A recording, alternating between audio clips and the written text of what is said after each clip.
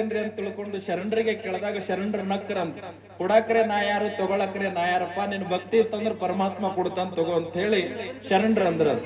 ಆಯ್ತು ನನ್ನ ಜೊತೆಗೆ ಬಾ ಅಂತ ತಿಳ್ಕೊಂಡು ಬಂದಾರ ಹಿಡ್ಕೊಂಡು ನಡ್ಕೊಂಡು ಹೋಗುವಂತ ಗಳಿಗೆ ಒಳಗೆ ಒಂದು ಹುತ್ತಿತ್ತು. ಹುತ್ತಿರುವಂತ ಗಳಿಗೆ ಒಳಗೆ ದೂರದಿಂದ ಒಂದು ನಾಗರ ಹಾವ ಬರ್ತಿತ್ತು. ಬಹಳ ಚಲೋ ತಲೆಯಾಗಿಟ್ಕೋರೆ. ಬಹಳ ಜನರ ತಲೆಯಾಗಿ ಏನದಂದ್ರ ಭಗವಂತ ಏನ್ ಕೊಡ್ತಾನ ನಮಗ, ಪರಮಾತ್ಮ ಏನ್ ಕೊಡ್ತಾನ, ಒಳಗಿರುವಂತ ಶರಣ ನಮಗ ದುಡಿದ್ರೆ ಇಲ್ಲಿ ಏನ್ ಕೊಡ್ತಾನಂತ ಬಹಳ ಜನರ ತಲೆಯಾಗಿರ್ಬೇಕು. ಏನ್ ಕೊಡ್ತಾನ ಅನ್ನೋದಕ್ಕೆ ಒಂದು ಉದಾಹರಣೆ ಅಷ್ಟೇ.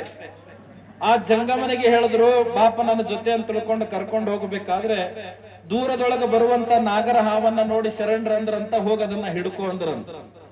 ಹಿಡ್ಕೊ ಅಂದ ಕೂಡ್ಲೇನೆ ಅವ ಜಂಗಮ ಅಂದಂತ ಶರಣರೇ, ಎಲ್ಲಾ ಸತ್ಪುರುಷರು ಬದುಕಿಸ್ಬೇಕ ತಿಳ್ಕೊಂಡು ಭಕ್ತರನ್ನ ಬಡದಾಡ್ತಾರ, ನೀವೇನ ಹಾವಿಗೆ ಘಟಸರ್ಪಕ್ಕೆ ಹಿಡಿದು ನನಗೆ ಸಾಯಿಸ್ಬೇಕಂತೀರೇನ್ರಿ, ನೀವ್ ಹೆಂಗ್ ಶರಣರಾಗ್ತೀರಿ, ನೀವ್ ಹೆಂಗ್ ಶರಣರಾಗಿರಿ ಅಂತ ತಿಳ್ಕೊಂಡು ಹಿಂಗ್ ಅನ್ಬೇಕಾದ್ರೆ, ಇಲ್ಲಪ್ಪ ನಾ ಎಟ್ ಹೇಳ್ತೀನಿ ಅಟ್ರೆ ಕೇಳು, ನಿನಗೇನ್ ಬೇಕಾಗ್ಯದ, ಬಂಗಾರ ಬೇಕಾಗ್ಯದಲ್ಲ, ಹೋಗೋದಕ್ಕೆ ಹಿಡ್ಕೋ ಅಂತ ತಿಳ್ಕೊಂಡು ಅಂದಾಗ ಅವಾಗ ಅವ್ರ ಅಂತಾರಂತ ನನ್ನಿಂದ ಆಗಲ್ಲ ಅಂತ ಅಂದಾಗ ಆ ಹಾವು ಬಂದ್ ಇನ್ನೇನು ಹುತ್ತಿನೊಳಗೆ ಸೇರ್ಕೊಳ್ಬೇಕು, ಹುತ್ತಿನೊಳಗೆ ಸೇರ್ಕೊಳ್ತದ, ಹುತ್ತಿನೊಳಗೆ ಹೋಗೋದ್ರೊಳಗೆ ಶರಣರ ಅಂತಾರ ಹುಚ್ಚಾನ ಹೇಳಿದ್ ಕೇಳು, ಈಗ್ರೆ ಹೋಗಿ ಹಿಡ್ಕೋದಕ್ಕೆ ಎಷ್ಟು ಸಾಧ್ಯ ಅದ ಅಷ್ಟು ಹೋಗಿ ಹಿಡ್ಕೋ ತಿಳ್ಕೊಂಡು ಅಂದ ಕೂಡ್ಲೇನೆ ಯಾಕೋ ಶರಣರು ಹಿಂಗ್ ಹೇಳತಾರ, ಮೋತಿ ಅಂತ ಒಳಗ್ ಹೋಗ್ಯದ, ಈಗೇನದು ನನಗೆ ಕಚ್ಚಂಗಿಲ್ಲ ಅಂತ ತಿಳ್ಕೊಂಡು ಹೋಗಿ ಓಡ್ಕೊಂತ ಹೋಗಿ ಹುತ್ತಿನ ಮೇಲೆ ಬಿದ್ದು ಹಿಂದಿರುವಂತ ಬಾಲಕ್ ಒಂದು ಚೋಟ ಬಾಲಕ್ ಹಿಡದಂತ ಎಟ್ಟು ಬಾಲಕ್ ಹಿಡಿದಲ್ಲ ಅದೆಲ್ಲನೂ ಕೂಡ ಬಂಗಾರ ಆಗಿ ಪರಿವರ್ತನೆ ಆಗಿತ್ತು ಅಂತಂದ್ರೆ ಶರಣರ ತಾಕತ್ತದ ಅಂತ ವಿಚಾರ ಮಾಡ್ರಿ.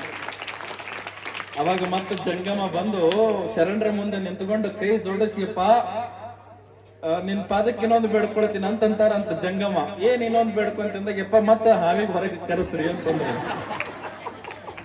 ಅವಾಗ ಶರಣರು ಎಷ್ಟು ಚಲೋ ಮಾತು ಹೇಳಿದ್ರ ಅಂದ್ರೆ, ಯೋಗಿ ಪಡೆದಿದ್ದು ಯೋಗಿಗೆ, ಜೋಗಿ ಪಡೆದಿದ್ದು ಜೋಗಿಗೆ, ನಿನ್ನ ಹಣಿ ಬರದಾಗ ಇಟ್ಟೆ ಇತ್ತಪ್ಪ, ತಗೊಂಡು ಸಾಕನ್ನುವಷ್ಟು ಬಂಗಾರ ಪರಮಾತ್ಮ ಕೊಟ್ಟಂಗ್ ತಗೊಂಡು ಮಕ್ಕಳು ಮದ್ವಿ ಮಾಡಂತೇಳಿ ಆಶೀರ್ವಾದ ಮಾಡಿ ಕಳಿಸ್ತಾರಂತ.